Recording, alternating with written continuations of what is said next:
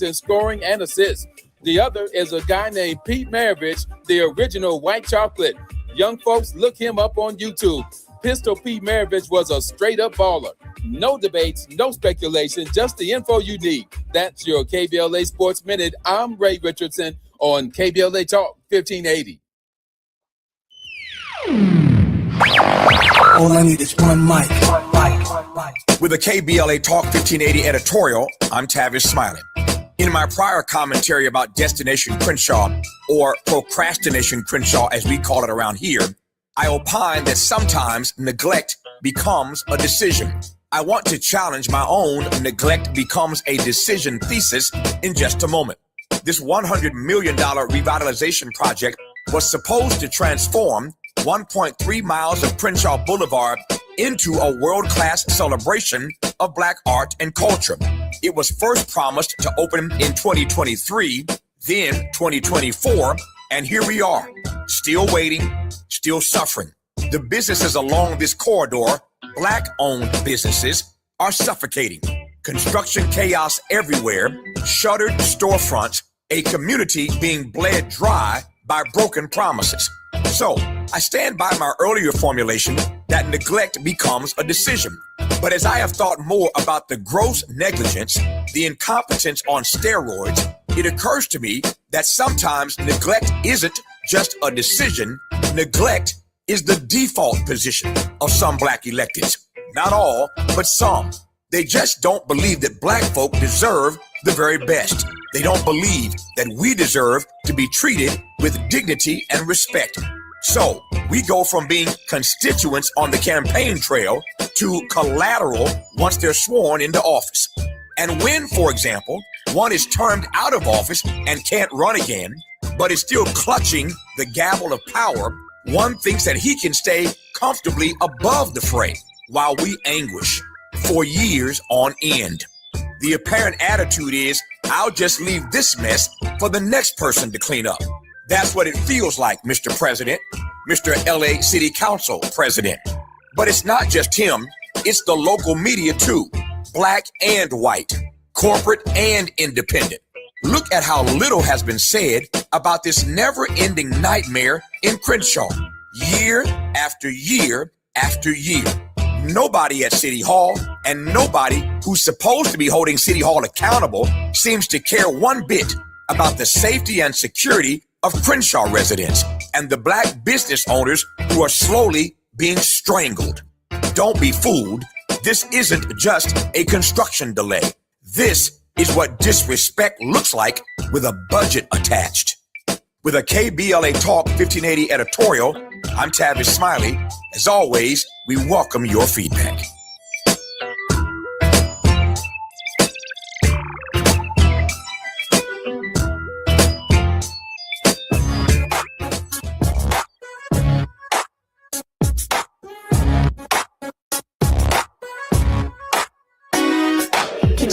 Jackson Jr. Show. The Jesse Jackson Jr. Show. The Jesse Jackson Jr. Show. The Jesse Jackson Jr. Show. Come on and talk with me. Come on and listen to me. Come on and talk with me. Come on and listen to me. KBLA. Jackson Jr., welcome forward to the Jesse Jackson Jr. Show on KBLA 1580. It's Tenacious Tuesday on the Jesse Jackson Jr. Show. I'm very grateful that our special guest, Dexter Hall, is joining us in just a moment. Now, of course, the online will also be here.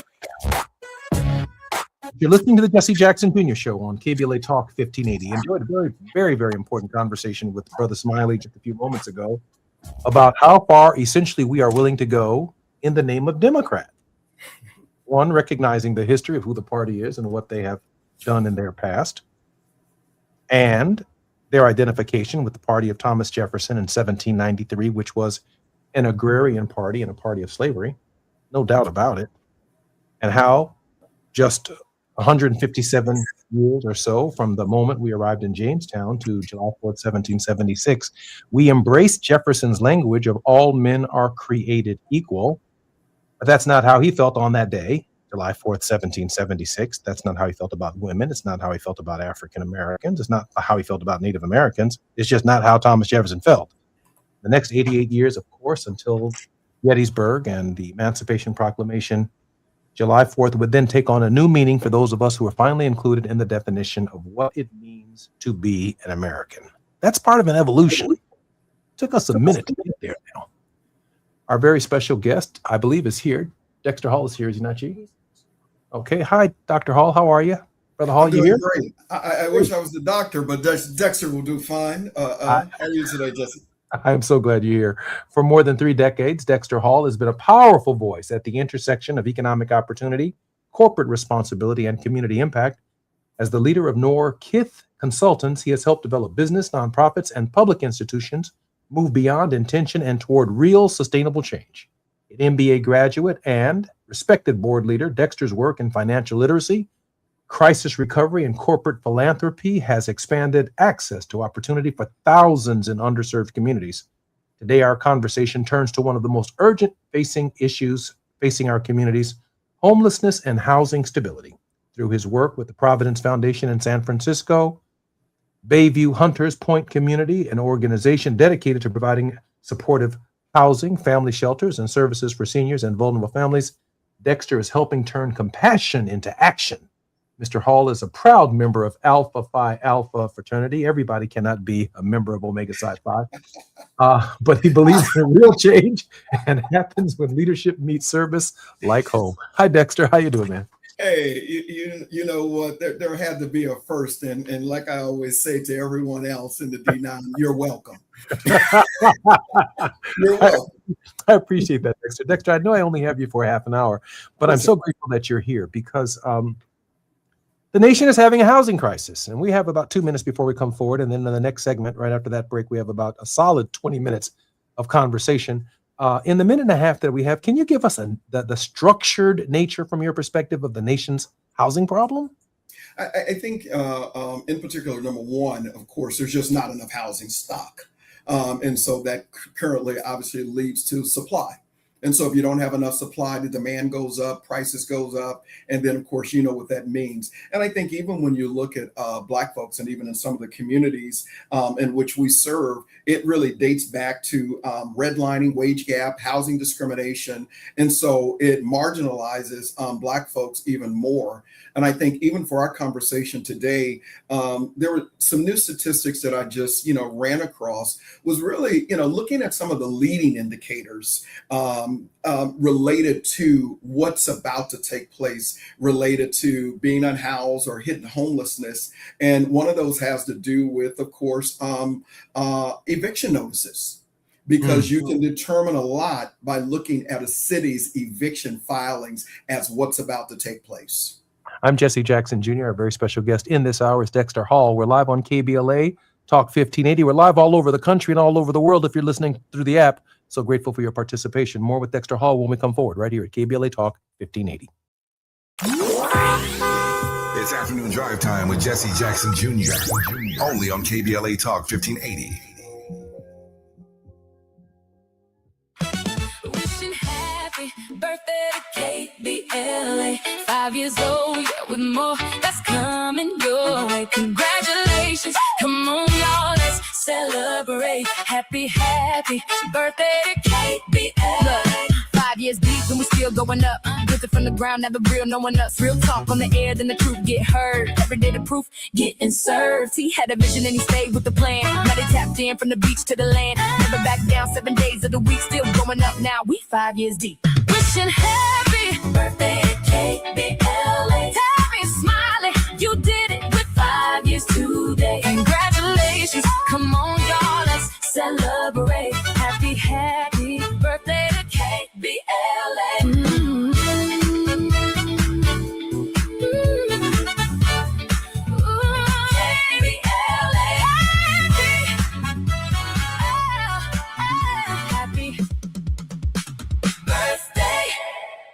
If you have unfiled taxes or are in debt to the IRS, this is important news. Did you know the IRS has programs specifically designed to help people struggling with tax debt? Powerful tax assistance programs that can save you thousands if you qualify. No one knows these programs better than the experts at Optima Tax Relief, America's most trusted tax resolution firm.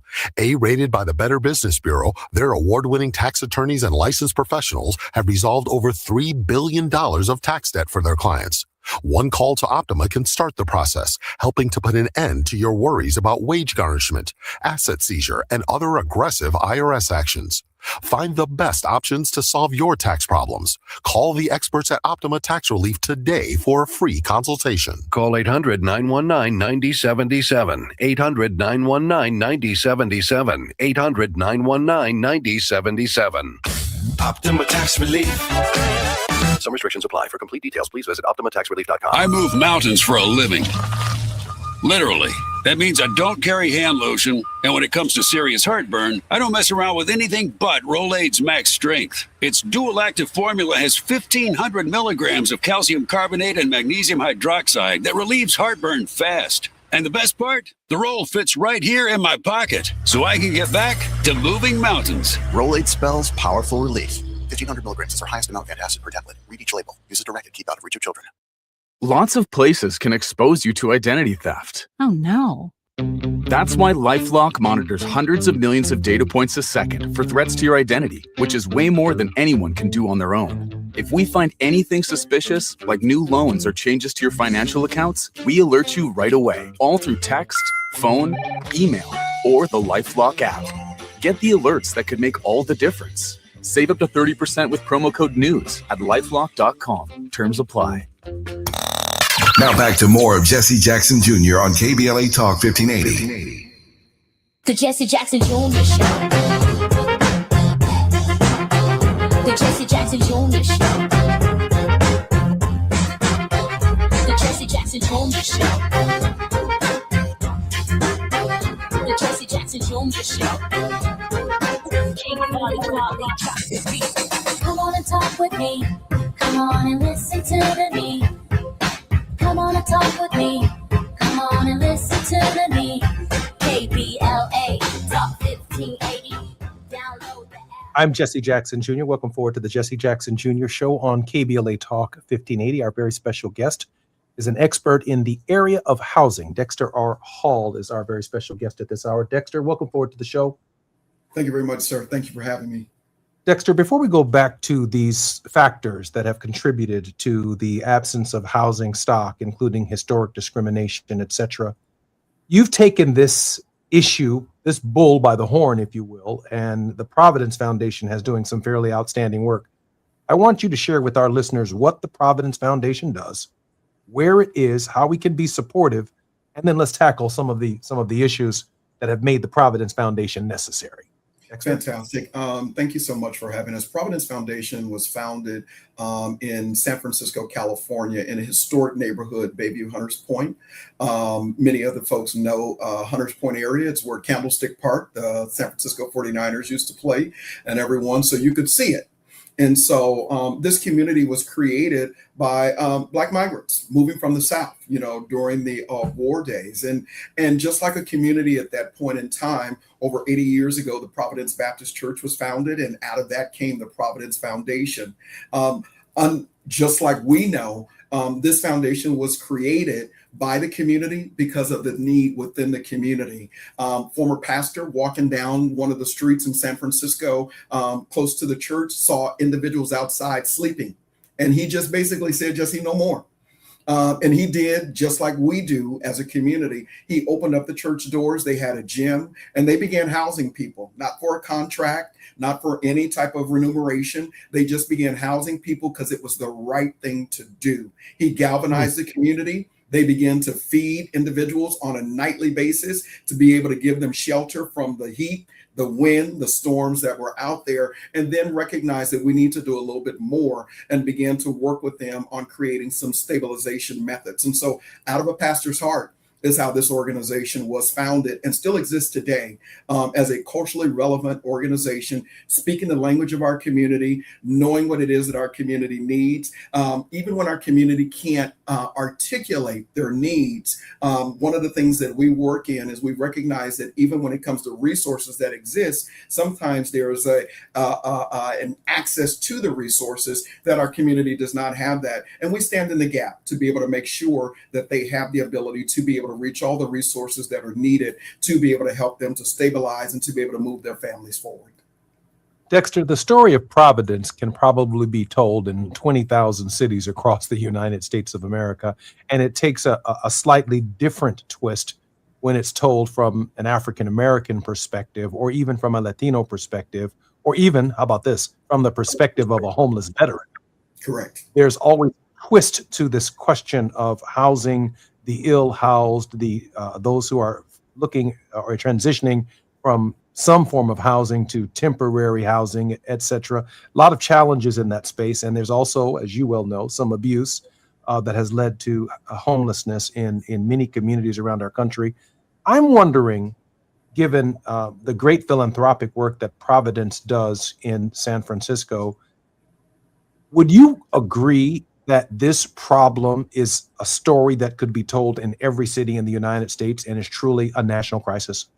This is a story that is told, and it absolutely is a national crisis. And the pathways to homeless, or if there are 50 million people or 207 million people in America, the pathways to homeless are all extremely different.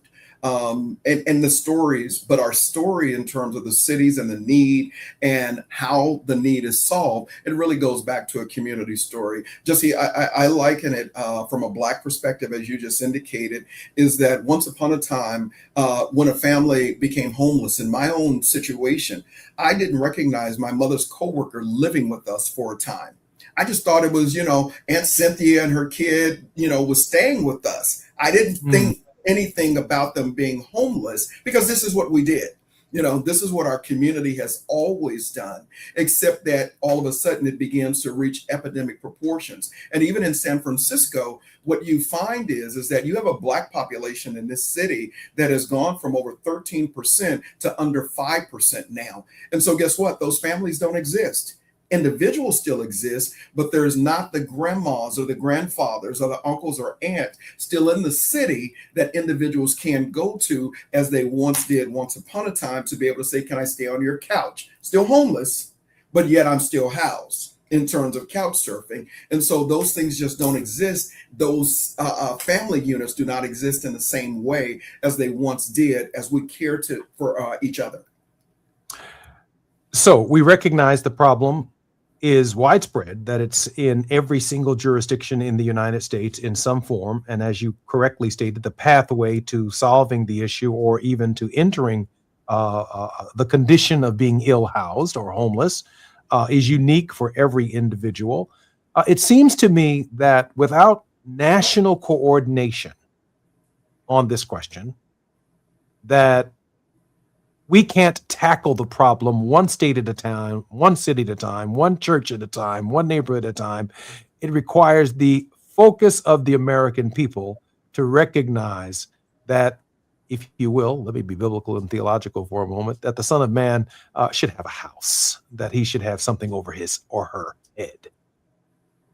That's a national policy, right, Dexter? No, absolutely. I think that it is a philosophy that many expose, and I do believe in housing first. You definitely need more housing stock, and it needs to be affordable so that individuals have the ability to not only to be able to obtain it, but also to maintain it as well. And so you need more affordable housing within the country, because I think what many forget is that when you look at housing first, it creates stabilization across education, across health. And so all of the outcomes show very positive behaviors in terms of a family unit, a community that continues to grow and thrive when individuals are housed. Now, the opposite happens when there's not that housing first policy. Anytime housing is destabilized or individuals enter unhoused, then what you begin to see is obviously school instability. Education results go down amongst kids when there's unstable housing. Mental health, not only but mental health, but physical health. And so you get all of these issues that come when you have unstable housing, but the opposite is true when you have stable housing itself. And so, and that's why even when you look at some of the efforts as it relates to the healthcare system, and they look at the social determinants of health, they begin to recognize that health is an ultimate outcome of many other things, i.e. housing stability, food security, that all of those things either will lead to great health or they also will lead to bad health itself. I couldn't agree. I couldn't agree with you more. You're spot on. I'd like to go back to this question, however, of national coordination, because as we commemorate, if you will, on one side of town and celebrate on the other side of town, the Declaration of Independence, the founding of the country, the 250th anniversary, it just seems somewhat amazing to me that we've been able to build train tracks from Maine all the way to California, essentially using the same gauge, that we've been able to land airplanes from very small Wright Brothers size planes that look like kites and made out of paper, all the way to the 747 and launching the Concorde that's transcontinental in the 70s and the 80s. We've been able to build highways from Maine all the way to California, and we have the same red stop signs, the same yellow yield lights, and the same green lights, some national coordination. But Dexter, when it comes to housing, the Constitution is silent, and many state constitutions are silent. Therefore, the kind of resources that are necessary to resolve the problem, and more specifically, to coordinate the problem so that it can be resolved, simply doesn't exist. And it seems to be a factor in the will, if you will, Dexter, of the American people. I think, Jesse, you're absolutely right. I think the will is there. I don't believe that the story has always been framed in the correct manner, is because communities don't always look at what takes place in terms of taxpayer dollars. I don't know if they always show the right return on investment. When you actually invest in housing, how that actually not only uplifts that one particular community, but it uplifts the entire economic feature in an area. Everyone actually benefits when individuals are housed, basically based upon what it is I just stated. So in other words, if I'm unhoused and I now become housed, my health improves. So if I'm on a government assisted program, i.e. taxpayer funded program, well, guess what? If I am in better health now, then I have the ability to be able to obtain income. So which means I can find a job or get a better education. And then that decreases, if you will, the amount of money that is needed from taxpayers to be able to fund quote unquote programs that so many say that they don't like, or that individuals should get up and pull themselves up by their bootstraps. And we know how that conversation goes, when it comes to that. And so I don't believe the story is always framed to be able to show the return to the individual taxpayer. When you begin to show the return to the individual taxpayer, then all of a sudden it opens up some lights. As I've had conversations with individuals, it brightens lights to be able to show them, oh, this is actually a benefit to me. Absolutely it is. It's a benefit when all communities begin to rise themselves. It's really interesting because so many realtors on this day, they sell their local school districts with the housing, or the housing is sold with the local school district. You just don't buy a house in a nice neighborhood. You also buy a school district. Right. Because people who own a home want to know where they're sending their kids to school, the quality of education in the school.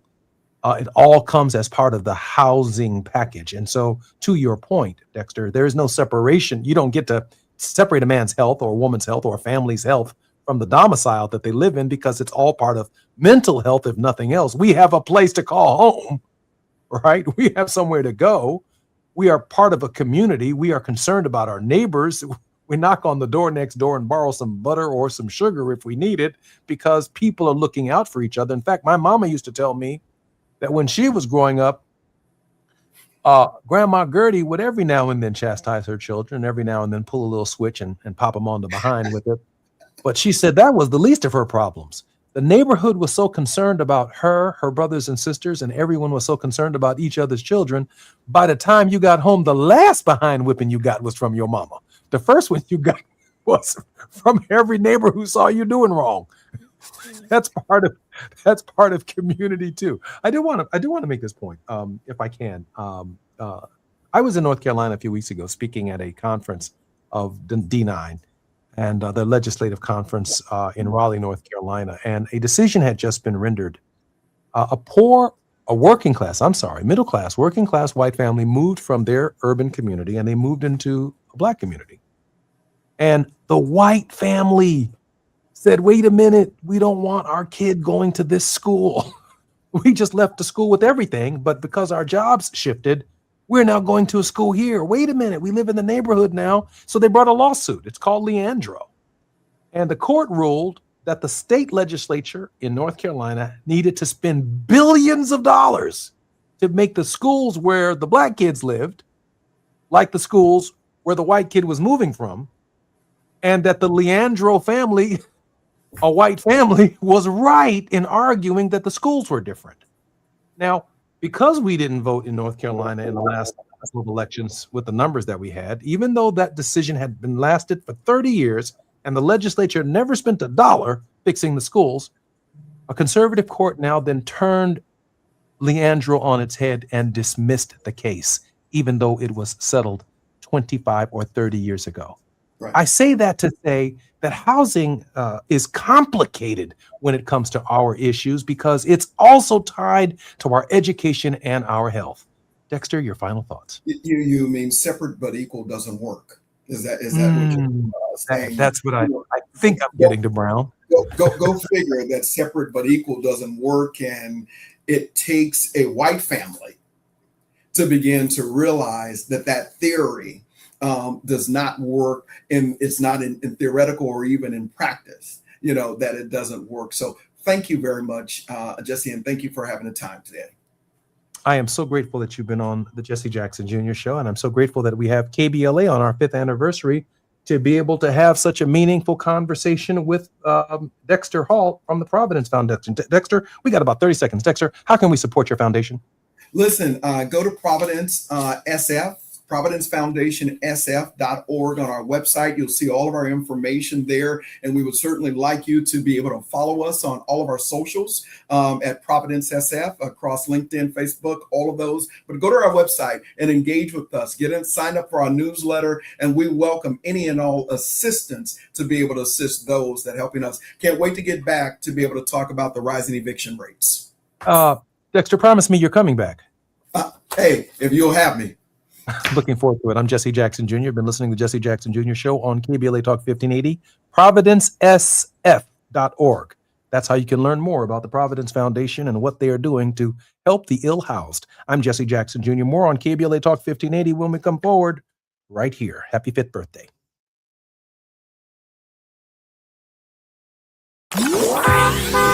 It's afternoon drive time with Jesse Jackson Jr. Only on KBLA Talk 1580.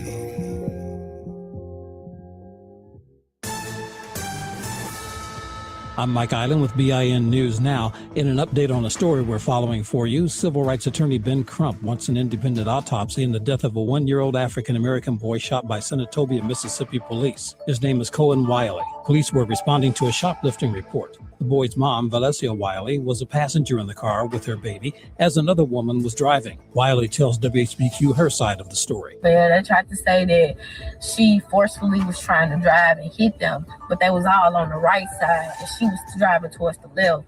They just shot in the car. But police say Cohen was being held by his mother in the passenger seat of the suspect vehicle that was trying to leave the Walmart parking lot. One fired a shot, killing the child when the car drove toward officers.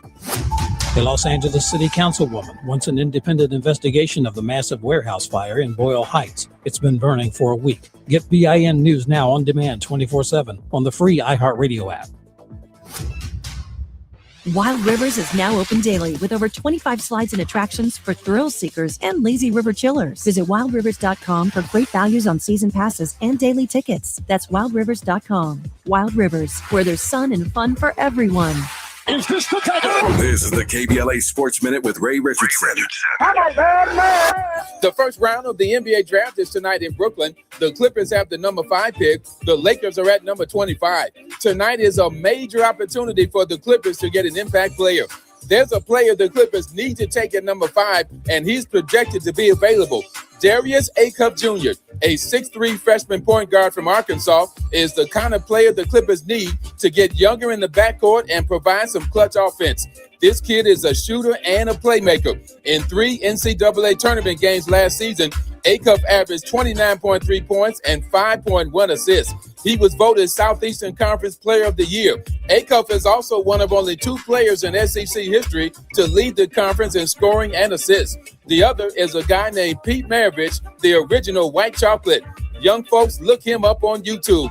Pistol Pete Maravich was a straight-up baller. No debates, no speculation, just the info you need. That's your KBLA Sports Minute. I'm Ray Richardson on KBLA Talk 1580. We love America in spite of, not because of. And that's the deepest kind of love. This is KBLA Talk 1580.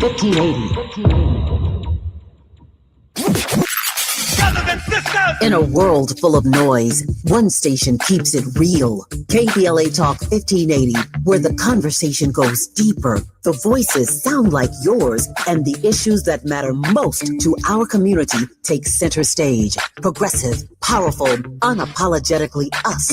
Whether you're driving through this city or tuning in from your home or office, join the public square. KBLA Talk 1580. Your home for talk that enlightens, encourages, and empowers. Listen live on our free KBLA 1580 app, on our website at KBLA1580.com, or on your radio dial at 1580 AM. Unapologetically progressive.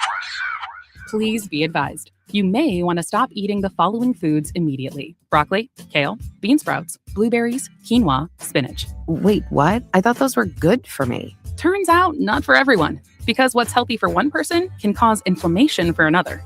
And the only way to really know what your body needs is to listen to it. Listen how? That's where Viome comes in. Viome is a simple at-home gut health test that looks at your body's real-time biology using RNA to understand what's happening inside you right now. When your results come in, you'll learn exactly which foods to eat, which to avoid, and which supplements are right for you, all based on the world's largest RNA-based human biology database and thousands of clinical research studies. And many people who use Viome report more energy, better digestion, and a better mood within months. So stop guessing. Start knowing. Learn more at Viome.com/gut. V as in Victor, IOME.com/GUT. And use coupon code GUTHEALTH50 to save $50 off your purchase. Viome. Trust your gut.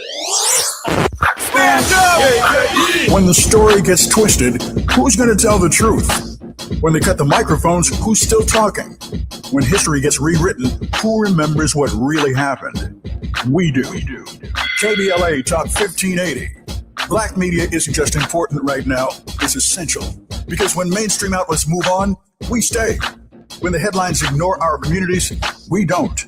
When decisions are being made that affect Black lives in our schools, our neighborhoods, our economy, KBLA is in the room. This is more than radio. This is a lifeline, a record, a rallying cry. Black stories, Black voices, Black power. The heat is on the air and in the culture. KBLA Talk 1580. Stay connected. Stay informed. Stay loud. Stand up! You're listening to Jesse Jackson Jr. on KBLA Talk 1580. The Jesse Jackson Jr. Show. The Jesse Jackson Jr. Show. The Jesse Jackson Jr. Show. The Jesse Jackson Jr. Show. King Quality. Come on and talk with me. Come on and listen to me. Come on and talk with me. Come on and listen to me. KBLA Talk 1580. Download the app. I'm Jesse Jackson Jr. Welcome forward to the Jesse Jackson Jr. Show on KBLA Talk 1580. I had a wonderful time in Los Angeles for the 5th anniversary of KBLA at the Beehive, spending some time with Dominique DePrima and, of course, Tavis Smiley, Nee Cordelai Corte, Zoe, and the Relationship Show. Got to see my man Ray Richardson, who keeps us up to date on the sports, and James Farr with those amazing editorials holding people accountable in the state of California. And Kenny Smith, Miles, and Andy, I appreciate you guys for all the work that you do. And my brother Taz and Angie, who keep our show moving forward, along with our producer, Gina Towns. I've asked Gina to come in this segment and possibly the next segment to talk about the conversation we just had with Dexter Hall. Gina, welcome forward to the Jesse Jackson Jr. Show. What's going on, Jesse? Hey, we're still here. Listen, I've heard a lot of talk about Democrats regaining control of Congress. I've heard a lot of talk about affordability. It's like a Democratic talking point now, and everyone's talking about affordability. But again, when we sharpen the pencil, we lose some good wood and we lose some good lead. But the point is to get to the point. And I think Dexter helped me get to the point today on this question of affordable housing and the ill-housed, and the fact that we don't hear much from anybody, quite frankly, in this political season, talking about housing. Gina, your thoughts? Yeah. Well, first of all, as you just said, thank you to Tavis and the staff at KBLA for a great 5th anniversary celebration. It really was great to be with so many people right there in Los Angeles who are listening, watching on Facebook and YouTube. So I want you to know that we appreciate you at KBLA and at the Jesse Jackson Jr. Show. Thank you for knowing the names of the shows. I actually have on my t-shirt again today. There it is, KBLA celebrating year 5. And what a weekend it was. And then I have to turn my attention. I hate to come on the show. And part of the reason why I know that you said, come on, because sometimes I'm just venting, listening to the program. And I thought, what have we heard from the Department of Housing, the Secretary of Housing, who appears to be, I may be wrong, but the cabinet looks like it has, once again in the Trump administration, one black guy. Last time it was Ben Carson, who is a surgeon. Housing is always the Negro job. But he's a surgeon. I mean, so I remember having this conversation during the first Trump administration, was like, Ben Carson knows nada about this. He's a brilliant man, but he's a doctor. And so now we have Scott Turner. Yeah, Scott Turner. Former football player, ran for office in California and Texas. I have nothing against this, but my point is, we've not heard one thing about housing. Listen, if I got off of a plane on a tarmac and I had to shake the hand of the President of the United States and all members of his cabinet, to your point, by the time I get to the black dude, it's like, hey, you must be the housing secretary.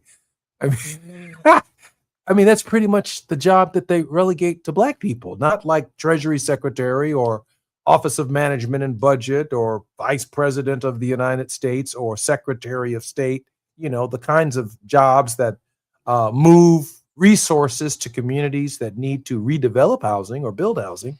They put a brother there. And then that brother usually comes forward and makes some announcement that everybody who's in receiving any kind of form of public assistance, they need to go to work to receive the public assistance. But ain't nobody asking the billionaires to go to work and they get tax breaks. That's a form of public assistance. If the public did not give them that assistance, they would not have a tax break. That's exactly what public assistance is. It's a break. It's a break for housing. And so when you think about the housing problem in San Francisco and the great work that the Providence Foundation, providencesf.org is how you reach them on the internet, is doing, I mean, you can only stand back and clap, right? But on the other hand, on our way to the Beehive, I mean, there were homeless people in Los Angeles. There were homeless people in Chicago. A growing homeless with people who are on the brink of. And that requires coordination by somebody, not just in LA. I mean, you can't blame Karen Bass for, a decade's problem. She's done some work in this area. I feel like this is a KBLA editorial in the making. Yeah, well, hey, I don't want to say anything or do anything that affects the way we need to make political progress, because she's doing a great job. I'm not going to knock that. I'm not going to knock the job that Brandon's doing. He's doing the very best in Chicago that he can do.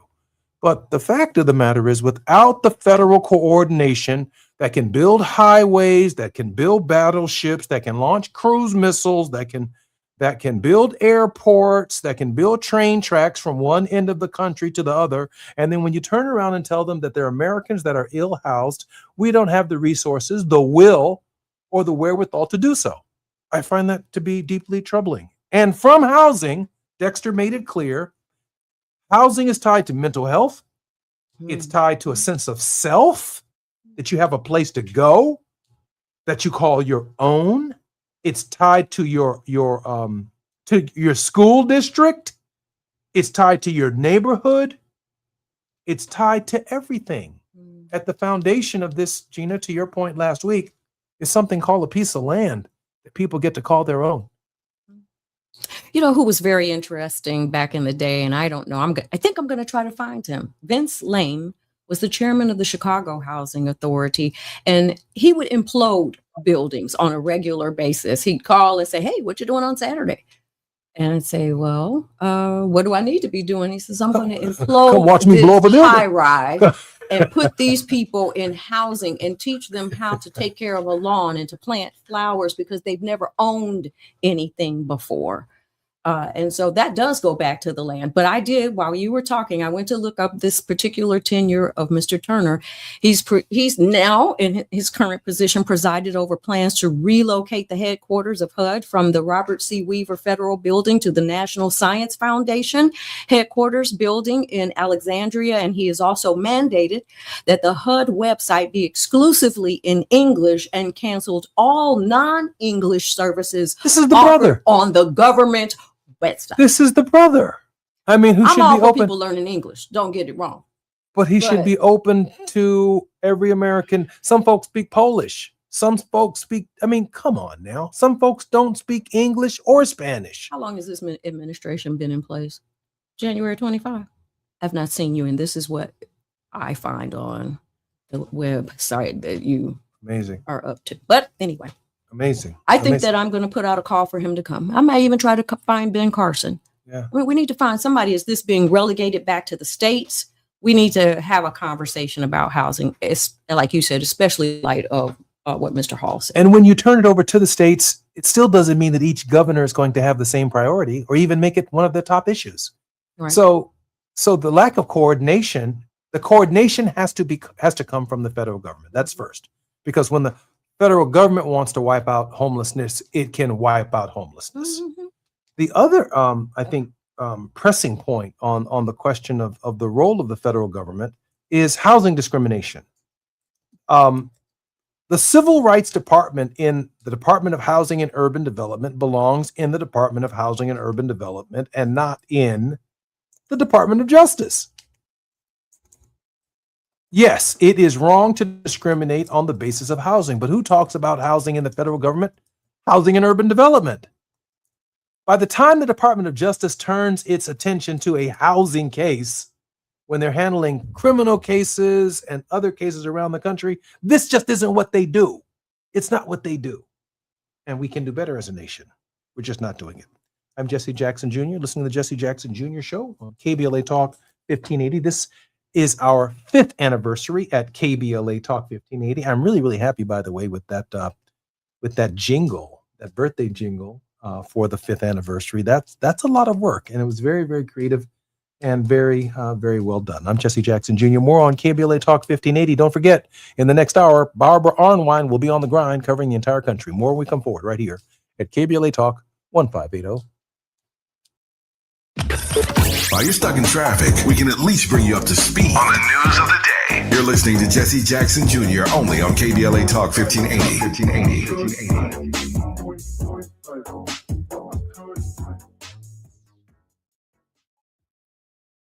If you're an African American mom who is pregnant or have a baby under 6 months old, you deserve care that lifts, listens, and lasts. Black Infant Health is for you. It's a free program with individual support, group sessions, and resources to start your mothering journey. BIH makes space for moms and their families to create community. Learn more about the programs in Los Angeles County. Check us out at blackinfanthealth.org. Going to a World Cup match in LA this summer? Ditch the parking stress and ride Metro. With direct service from across LA County, it's the easy way to get there for just $1.75 each way. Hi, I'm Chris Holden, former California Assembly member, former Mayor of Pasadena, and CEO of LA Fire Justice. I've spent my career fighting for our communities. When I saw Edison celebrating $4.5 billion in profits while Eaton fire survivors struggle to make ends meet, it made me simultaneously sick and furious. Families and individuals are dealing with financial pressure, insurance delays, costly remediation, and the painful question of how to rebuild their lives, while the utility that caused the fire is paying its executives millions and is more profitable than ever. That's not justice. That's a disgrace. Join the lawsuit with LA Fire Justice to hold Edison accountable. We're here to help you, your family, and our community recover. Visit lafirejustice.com today to learn more about your eligibility and how to start. Advertisement. Douglas Boxer, 221 East Walnut Street, Suite 100, Pasadena, California, 91101 is the attorney responsible for this ad. LA Fire Justice is proud to sponsor Conversation Live, Altadena Rising with James Farr on KBLA Talk 1580. KBLA Talk 1580. We've got a lot to talk about. KBLA Talk 1580, connecting you with services and solutions. The BLM Center for Black Power is a hub for Black activism in the city of Los Angeles, a standalone nonprofit affiliated with Black Lives Matter LA. The venue is home to live events, meetings, and organizing drives for Black-led community-based organizations. It is also the base of operations for Black Lives Matter LA.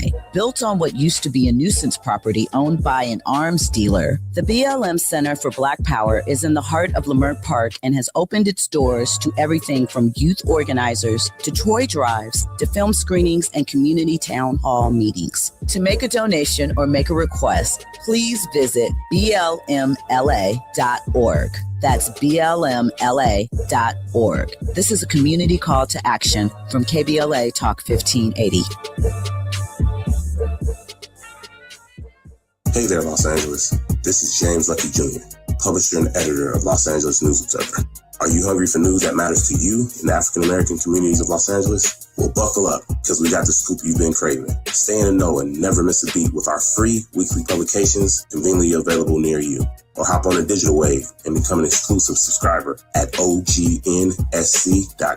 Don't forget to join the party on Instagram and Twitter at OGNSCINC for behind-the-scenes access and sizzling updates. No more FOMO. Let's stay informed, connected, and empowered together. Getting around LA doesn't have to cost a lot. Metro has fares that fit every budget. 20 free rides for qualified riders through the Life Fare program. Free passes for students with GoPass and affordable options for everyone in between. Wherever you're going, Metro's got you covered. Visit metro.net/fare programs. Now back to more of Jesse Jackson Jr. on KBLA Talk 1580. The Jesse Jackson Jr. Show. The Jesse Jackson Jr. Show. The Jesse Jackson Jr. Show.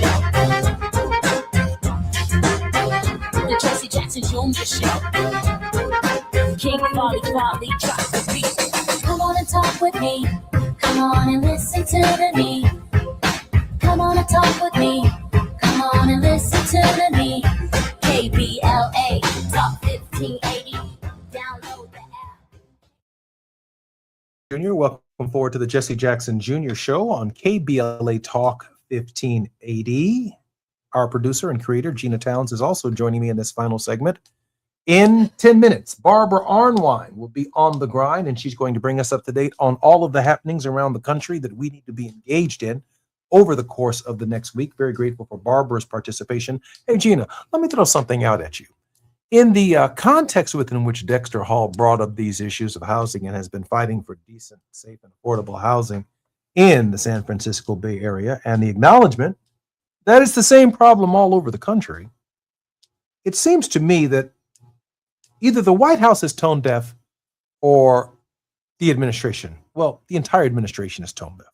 So you're going to build a ballroom that's over $300 million in the middle of a housing crisis in the United States. You're going to build an Arc de Triomphe, $15 million on a reflecting pool that 1 week after it's filled with water, it's covered in green algae, which everyone who's lived in Washington, D.C. knows that is the nature of the reflecting pool. It happens. It's got trees up and down the mall. It's got flowers and all kinds of stuff blowing across the reflecting pool. You've got ducks sitting in it all day with their families taking a dump. What do you expect in stagnant water in the middle of Washington, D.C., other than algae? Well, Donald Trump, again, is anti-science. And so he thought he could just slap some lipstick on her and make her look good by putting some blue paint on the ground and making it look good. We're not talking about making something look good. We're talking about housing human beings.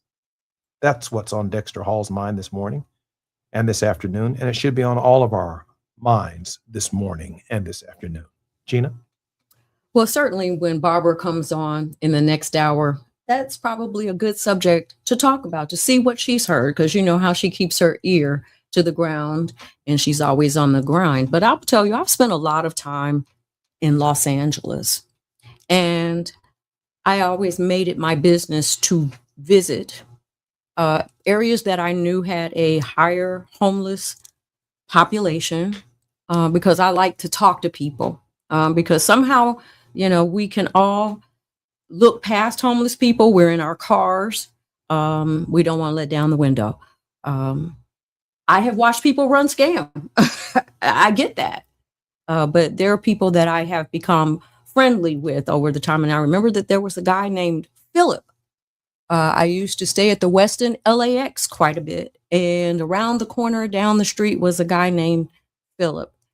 And he says, I got you something today. When I stopped by, he was asleep. I tucked a $5 bill in his pocket. He woke up and he said, oh, yeah, I was hoping I would not miss you today. And he gave me a little small New Testament. And I thought to myself, I mean, you are thinking at a whole nother level that some people are who have a pillow under their head every night. You're concerned about a greater level of my well-being, and that is my spiritual well-being. But, you know, Chicago, New York, Los Angeles. And I remember when Trump talked about Los Angeles specifically and the homeless problem, and someone who is a developer, why can't, you know, we focus on that? There are enough abandoned buildings to remodel. There's enough people who would give up their time to do training to teach people how to speak English, if that's what the website just has to solely be. I mean, there's just no solution because there's no care. That's the bottom line. Interesting. I built decent, safe, and affordable housing when I was a U.S. representative, working with community leaders, organizing the private capital, recognizing the public need, public governance, and a community of care where people were concerned about the community and the blight that it was having in the community. In Calumet City, and today the Ginger Ridge Apartments stand as a true national testament to how to do public housing right, using the public-private partnership model. Now, on the other hand, I watched some of those high-rise buildings get blown down in Chicago, and I was a congressman at the time when we had built some relatively new low-income, moderate-income housing in the south suburbs. And some of the residents from the housing units came to the 2nd Congressional District. They moved into Harvey and to Dixmoor and to Posen and to other communities. And we had literally 1 week before they opened up the housing units, we had dedicated the housing, and a family moved in, took them on a tour of their new house, their new home, which was connected to the other units in the building. And a week later, we had to come back because the family had never had carpet on the floor before. And so the mother, not knowing better, literally mopped the floor, mopped the carpet. And we had to pull the carpet out of the new unit. It then dawned on us that there was a certain amount of training that had to take place before we could move them into the new units, because some folk, when they was moving on up, or they was the good times down there with wheezing them in the housing projects at Cabrini Green, had never owned anything. And when they did, they hadn't become accustomed to the idea that maintenance and care and the kind of, didn't have a refrigerator before, didn't have hot and cold running water before. And these were new ideas to them. And it was tragic. You know, with all of that which we celebrated, it was also very difficult.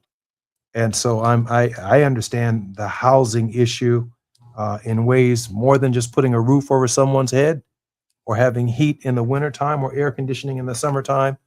When Dexter talked about housing, there are lots of issues associated with moving someone into a house. And you can tell when you move into a neighborhood, when someone lives in a home and they've never owned one before, because it's a labor of love. And it is a defining sense of your personality and who you are. I plant a farm in my backyard every year. My grass seeds, stopping water from running through my roof with holes in my roof, making sure the air conditioning is work, clay pipes underneath my home, flushing them out regularly so that the home maintains a certain aura and about itself. Housing is a part of who you are. When I go out on the road, even in Los Angeles for the 5th anniversary of KBLA, I couldn't wait to get back home because there had been tornadoes that came through Chicago. I'm sitting back saying to myself while I'm in LA, wow, you know, what could have happened to my home in the rain, in the storm? And then you come back and you're driving down the street, you see trees down, and you're like, wow, I didn't take a beating from the storm. It becomes a part of who you are.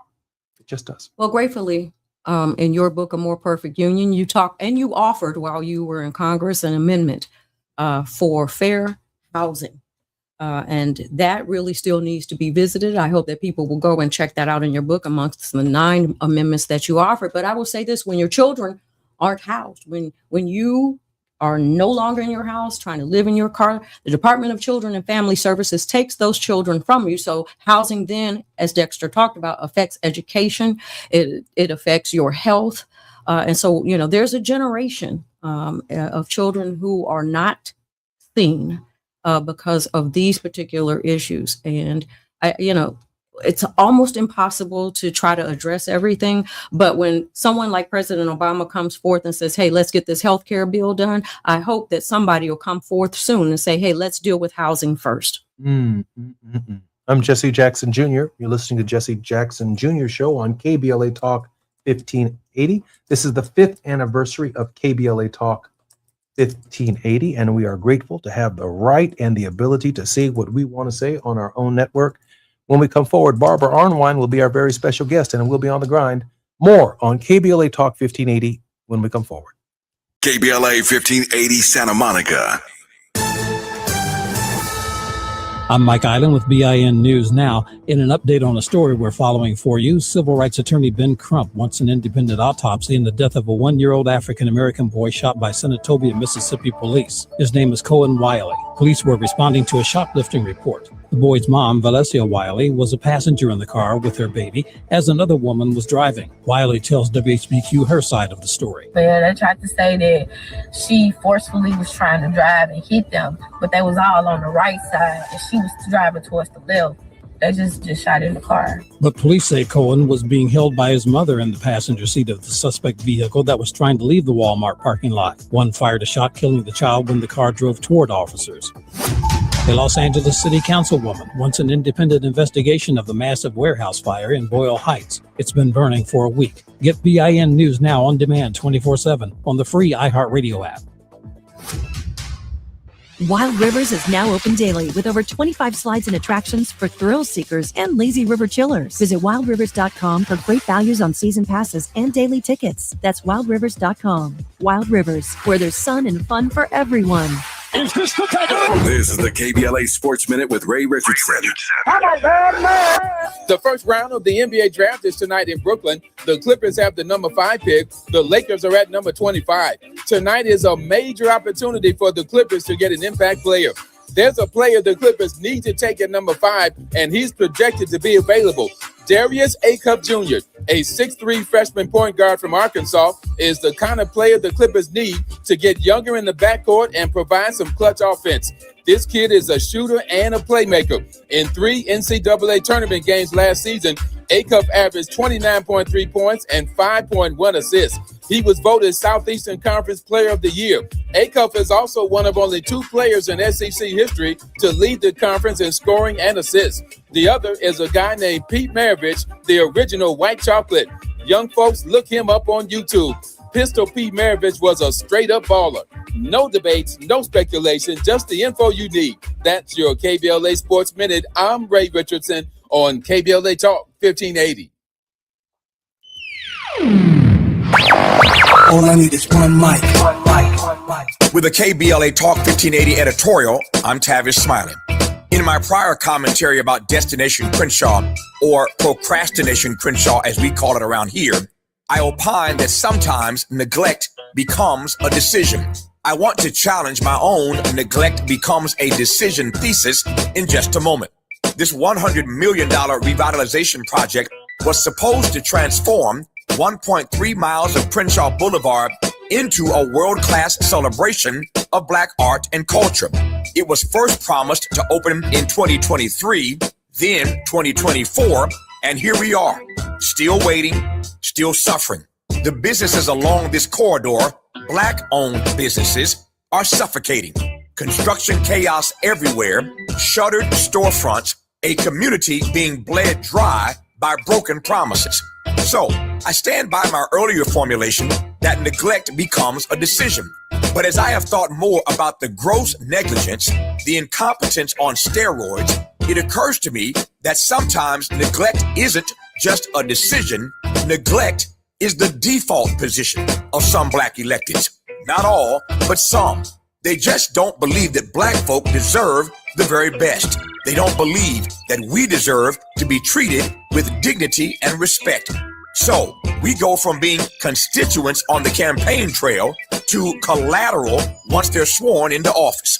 And when, for example, one is termed out of office and can't run again, but is still clutching the gavel of power, one thinks that he can stay comfortably above the fray while we anguish for years on end. The apparent attitude is, I'll just leave this mess for the next person to clean up. That's what it feels like, Mr. President, Mr. LA City Council President. But it's not just him, it's the local media too, Black and white, corporate and independent. Look at how little has been said about this never-ending nightmare in Crenshaw. year after year after year. Nobody at City Hall and nobody who's supposed to be holding City Hall accountable seems to care one bit about the safety and security of Crenshaw residents and the black business owners who are slowly being strangled. Don't be fooled. This isn't just a construction delay. This is what disrespect looks like with a budget attached. With a KBLA Talk 1580 editorial, I'm Tavis Smiley. As always, we welcome your feedback.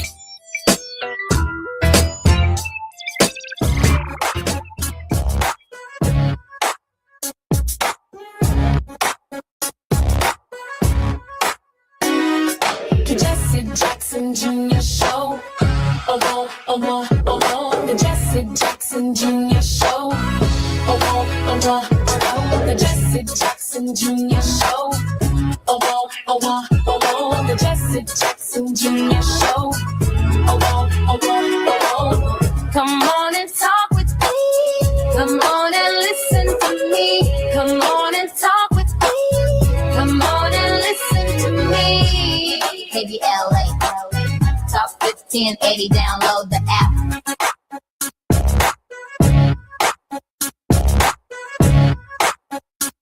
I'm Jesse Jackson Jr. Looking forward to the Jesse Jackson Jr. Show on Tenacious Tuesday, where we are always blessed with our most tenacious contributing host, Barbara Arnwine, attorney, president, and founder of the Transformative Justice Coalition, internationally renowned for her contributions on many critical justice issues, including passage of the Civil Rights Act, the Affordable Care Act, reauthorization of provisions of the Voting Rights Act. She also serves as co-chair and facilitator of the National Commission for Voter Justice, the Millennial Voters Matters convenings, and the Voting Rights Alliance. She was the head of the Lawyers Committee for Civil Rights under law from February 1989 until June 2015 and holds the honorific title of President Emeritus. Barbara, welcome forward to the Jesse Jackson Jr. Show. I know that she'll be here in just a moment. Here she is, right here. Hey, Barbara. Hey, it's good to be here. It's great to hear your voice. Barbara, listen, we were in Los Angeles this past week for the 5th anniversary of KBLA. There must have been 1,000 people at the Beehive, and there may have been more because there was coming and going, and people were fed very well. Kenny Lattimore performed fantastically. Lunel, funny as hell. And I mean, it was just a wonderful, wonderful time. But as we walked around the event, people would tell us what their favorite shows were on the Jesse Jackson Jr. Show. Oh. Almost to the letter, everyone wanted to know, was Barbara Arnwine with us on this occasion? So, Barbara, I want you to know, on the ground in Los Angeles, we are on the grind with Barbara Arnwine. Here she is. Barbara, what's going on in the world, and what should we be concerned about? There's so much going on. Let's start, folks. Remember last week we had a big discussion about Georgia and that Georgia state legislature that was claiming it was going to get rid of 2 black congressional districts, 26 African American and Latino state legislative districts, and remember they were on a roar. They were going to have this special session. The governor had called for it, and they were going to do everything they could to get rid of these districts. Well, folks, something happened. Something happened. Oh, we know, Barbara. Tell it. Drop it on. Come on, something happened. People showed up. Black folks showed up. People showed up. Yes, we did. Now showed up, and they crowded that. Not only did they crowd and surround and just were everywhere in the state capitol. The preachers marched around the state capitol 7 times, people. 7 times, like till the wall come tumbling down. They called them out. And the New York Times even did a headline called "Anger." Georgia having to give some consideration to all this black anger, and that that people were upset. So guess what happened, folks? they saw all this smoke, as I call it, and said, we don't want none of that. We don't want it. We don't want these black folks being so upset they're going to come out. They literally said one of their concerns was that Black and Latino people would be so upset and progressive voters would be so upset at what they were doing that they would turn out in record numbers. And that if that happened, they'd lose. You know, they would be cutting off their nose to spite their face. They would lose. And so as a result, they wrote a letter to the governor saying, we didn't mean it. We're not going to redistrict nothing. And we know that you wanted us to, but it's just not going to happen. And respectively, the House and the Senate, they signed it, sent it to the governor. And everybody was like, yeah, that's what happens when we show up. But folks, guess what? They didn't go. The black folks just didn't go home. They said, nah, we don't trust y'all. So we're going to stay here until you're out of session. So they showed up the next day in record numbers and again flooded it. And today, folks, this is Tuesday, from Tuesday to Tuesday, this Tuesday, they just closed the session. Not one bit of redistricting happened. Amen. That's what I Amen. That's That's a victory. When we show up, we show out. I'm Jesse Jackson Jr., listening to On the Grind with Barbara Arnwine. More when we come forward on KBLA Talk 1580. It's afternoon drive time with Jesse Jackson Jr. Only on KBLA Talk 1580. Wishing happy birthday to KBLA. 5 years old, yeah, with more that's coming your way. Congratulations, come on, y'all, let's celebrate. Happy birthday to KBLA. Look, 5 years deep and we still going up. Built it from the ground, never real, no one else. Real talk on the air, then the truth get heard. Every day the proof getting served. He had a vision and he stayed with the plan. Now they tapped in from the beach to the land. Never back down, 7 days of the week, still going up now. We 5 years deep. Wishing happy birthday to KBLA. Tell me smiling, you did it with 5 years today. Congratulations, come on y'all, let's celebrate. Happy birthday to KBLA.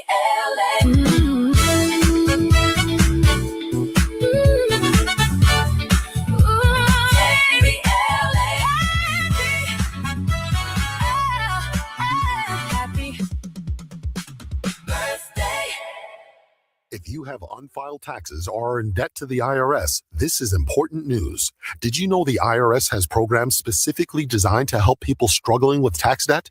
Powerful tax assistance programs that can save you thousands if you qualify. No one knows these programs better than the experts at Optima Tax Relief, America's most trusted tax resolution firm. A-rated by the Better Business Bureau, their award-winning tax attorneys and licensed professionals have resolved over $3 billion of tax debt for their clients. One call to Optima can start the process, helping to put an end to your worries about wage garnishment, asset seizure, and other aggressive IRS actions. Find the best options to solve your tax problems. Call the experts at Optima Tax Relief today for a free consultation. Call 800-919-9077. 800-919-9077. 800-919-9077. Optima Tax Relief. Some restrictions apply. For complete details, please visit OptimaTaxRelief.com. I move mountains for a living. Literally. That means I don't carry hand lotion, and when it comes to serious heartburn, I don't mess around with anything but Rolaids Max Strength. Its dual-active formula has 1,500 milligrams of calcium carbonate and magnesium hydroxide that relieves heartburn fast. And the best part? The roll fits right here in my pocket, so I can get back to moving mountains. Rolaids spells powerful relief. 1,500 milligrams is our highest amount of antacid per tablet. Read each label. Use as directed. Keep out of reach of children. Lots of places can expose you to identity theft. Oh no. That's why LifeLock monitors hundreds of millions of data points a second for threats to your identity, which is way more than anyone can do on their own. If we find anything suspicious, like new loans or changes to your financial accounts, we alert you right away, all through text, phone, email, or the LifeLock app. Get the alerts that could make all the difference. Save up to 30% with promo code NEWS at lifelock.com. Terms apply. Now back to more of Jesse Jackson Jr. on KBLA Talk 1580. The Jesse Jackson Jr. Show. The Jesse Jackson Jr. Show. The Jesse Jackson Jr. Show. The Jesse Jackson Jr. Show. King Volley, drop the beat. Come on and talk with me. Come on and listen to me. Come on and talk with me. Come on and listen to me. KBLA Talk 15. I'm Jesse Jackson Jr. Welcome forward to the Jesse Jackson Jr. Show on KBLA Talk 1580. Barbara, I do have a question for you that we began at the final close of Tavis Smiley's show on the question of Democrats and their support of Plattner. And there is this concern, given his history, given his tweets, given his posts, that Tavis used the example that a scholar had actually written about regarding Senator Byrd. He used the example that Byrd was a Democrat who came through all of these various periods and various processes, but he was also a Klansman and elected to the Senate, but he was a Democrat. He was one in the number that we needed in the House or in the Senate to do what Democrats do. And there is this sense that our own moral standards as a people for who we vote during this period, because all that Donald Trump represents and all that this administration represents, that we're being asked to just vote for any old body. And any old body, if you're African American, it just doesn't work for us. Barbara, your thoughts about the dynamic that we confront in some of these moral choices just to stop Donald Trump. Yes, people, Plattner has been accused of having done some really ugly, violent, abuse that clearly is disturbing. And as a woman,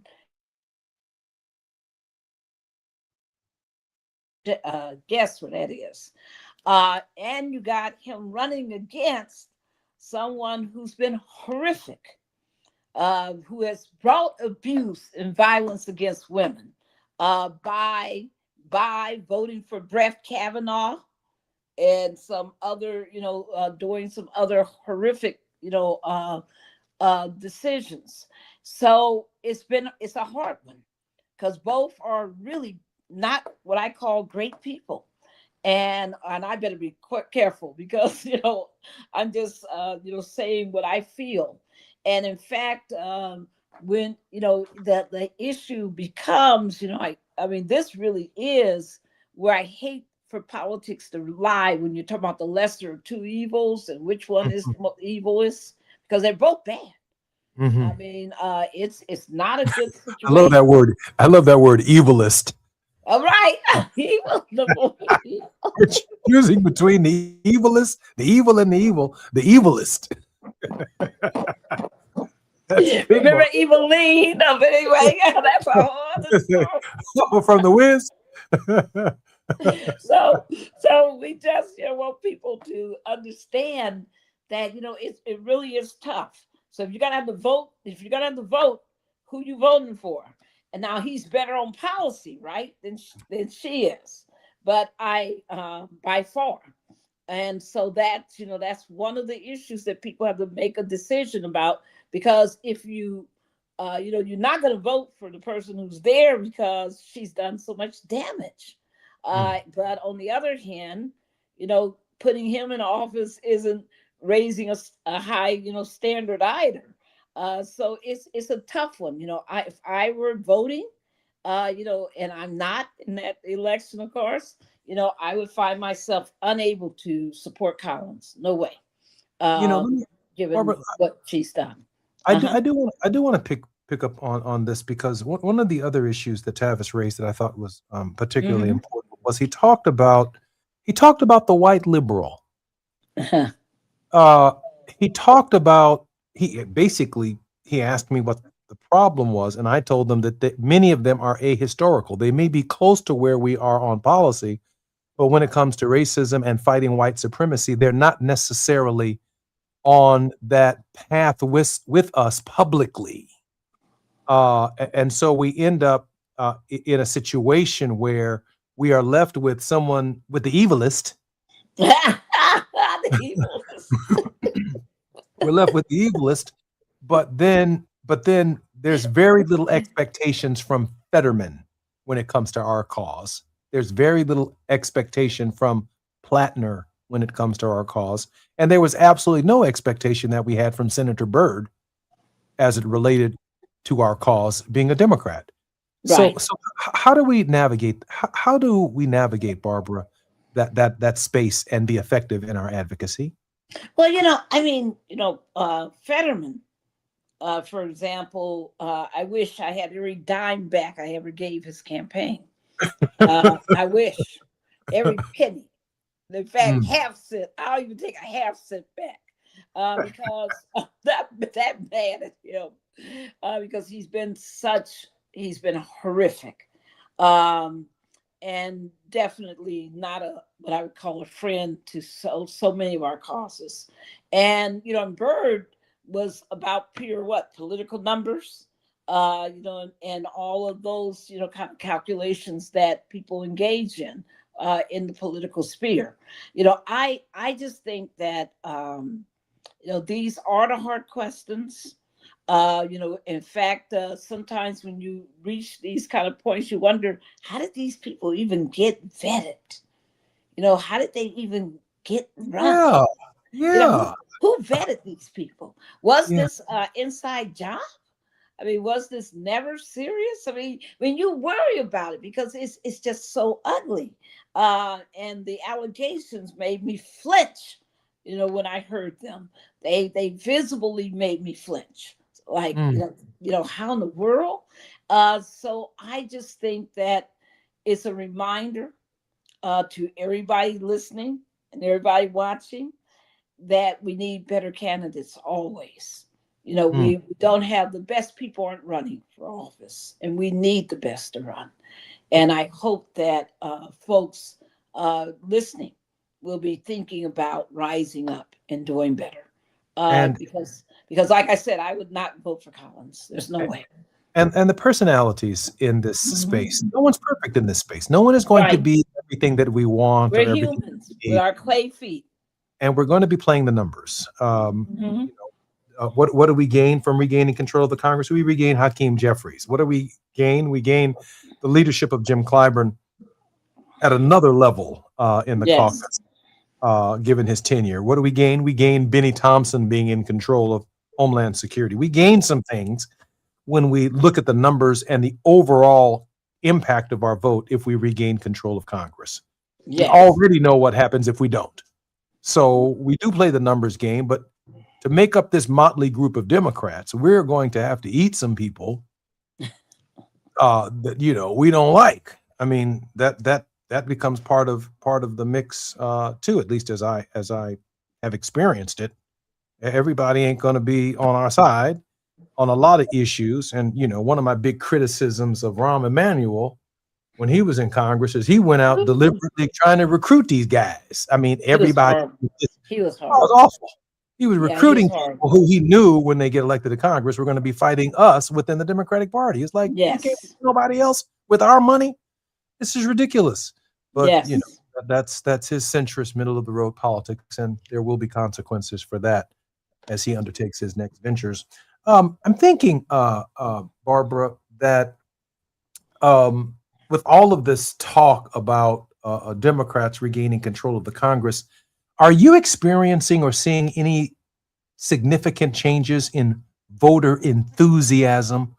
Because you preach a lot on getting out to vote, and these primary processes, I'm not necessarily feeling that the numbers are there to stop the Plattners of life, to pick the progressive candidates or the candidates that we believe in the primary process, and that's how we end up with them in the general. Now, the numbers may be higher in November, but Barbara, we're not engaging the primaries. And you're a good friend, and my father, Jesse Jackson, made us vote in the primaries. Yes, he made did. us make the good choices early.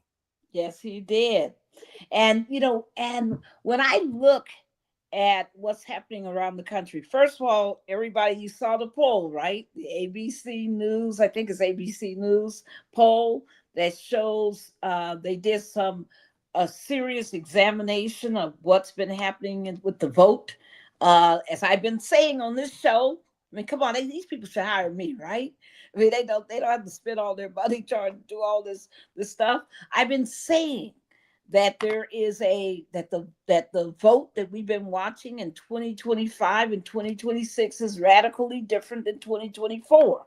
A whole lot of those folks who messed up in their heads in 2024 are returning the vote, and new people have become eligible to vote. What the new poll shows, and I apologize if I know it wasn't CBS. I apologize if I got but the new poll shows that folks are voting for Democrats like they'd have lost their minds.